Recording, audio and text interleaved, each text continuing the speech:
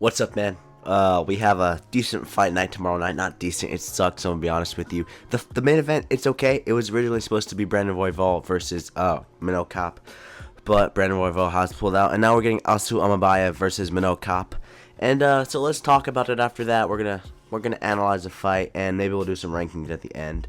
Minnow Kape, coming off his last fight, he did look good against Bruno Silva. He looked really good, and I think it's a really quick turnaround for him. I think he was on that Tampa card back at the end of December, and pieced up Bruno Silva. Dude, that guy looked insane. He looked like prime Izzy out there. Minnow Kape looked great in his last fight. I'm gonna be honest, I'm not really familiar with Almabayev. Now I am after rewatching fights, because I literally had to go back and rewatch fights. But Almabayev's last fight was against Matthias Nikolai, and he looked good. He got the win via decision. I don't think he has a finish in the UFC either. Me personally, I do think this is a very hard stylistic matchup for Minnow Kape. Obviously, Almabayev has the wrestling advantage in this fight, which is pretty obvious. It's a striker versus wrestler matchup. You see this a lot. But Kape definitely isn't just an Alex Pereira in the wrestling department, if you know what I mean, dude. He can scramble, and he's not a stranger to wrestling. We've seen it in his rising days. This guy can hold up against decent grapplers like I won't say Kaya Sakura. Kaya Sakura got submitted by Pantoja and won. But, he can hold up. And we know what happened last time. Minnow Kape faced a really good grappler, Muhammad Mokaev. He got dominated, I'm going to be honest with you. And, the only thing about this fight that I'm not sure about is this fight is kind of short notice for Almabayev. I don't know how long it's been since he took the fight.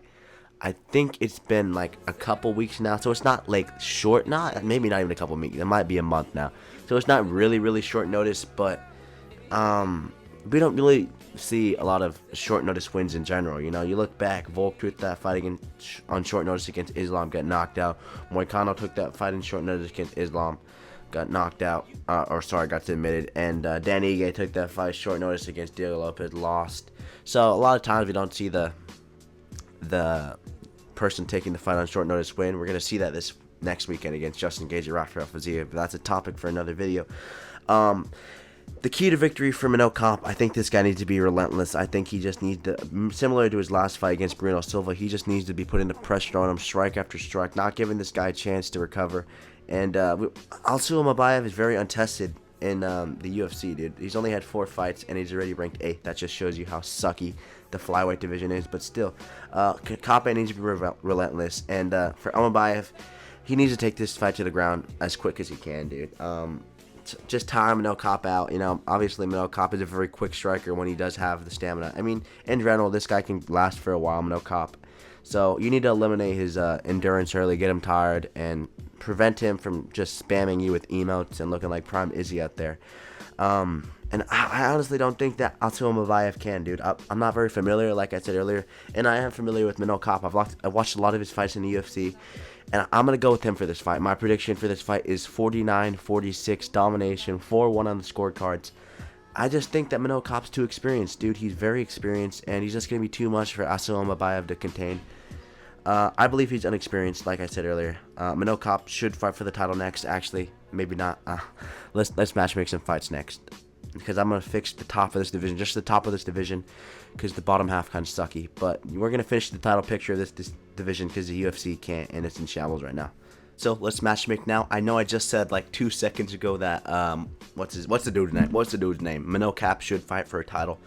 But after doing some matchmaking, dude, here's what I think should happen in the division. So the first matchup I think should happen. This is a big one. Pantoja versus Merab. Pantoja deserves a double champ fight, dude. The UFC don't want to give it to him because they want to protect Mighty Mouse. They want to call Mighty Mouse the GOAT of the flyweight division. But Pantoja deserves it. 3 title defenses. Which is insane in today's era. He's not fighting the bums that Demetrius Johnson was fighting. And what Pantoja's done? Pantoja has absolutely lapped this division. He's beat Brandon Moreno like twice. He's beat Steve Erceg. He's beat Brandon Royval. He's beat Kai Kara France in the Ultimate Fighter. He's beat everyone he's needed to beat.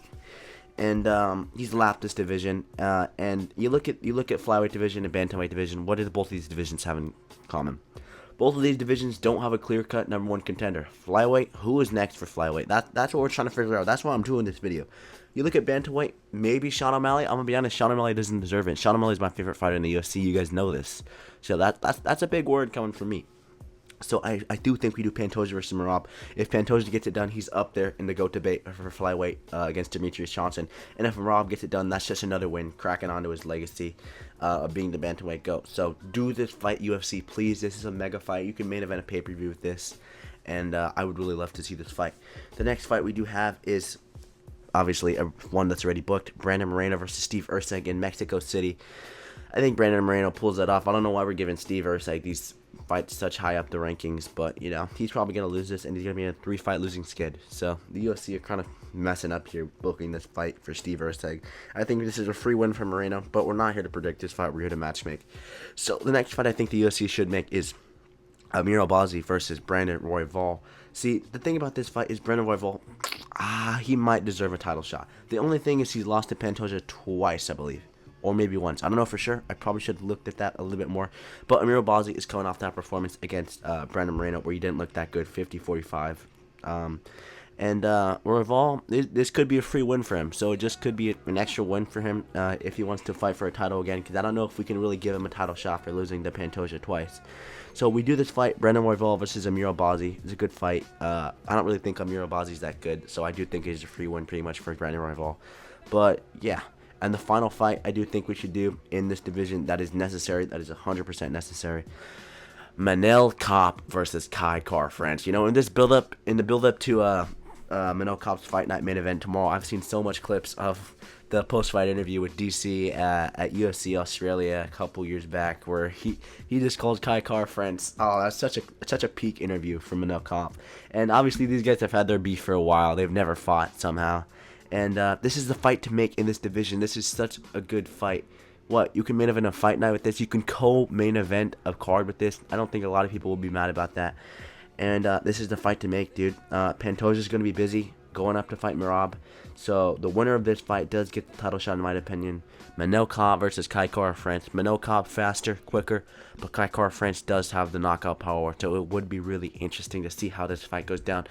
That's my prediction for the fight night main event tomorrow, and that actually is my matchmaking for the video. If you guys enjoyed, make sure to like and subscribe. We're trying to hit 700 subscribers by the end of the year, so if you do enjoy, thank you much for watching.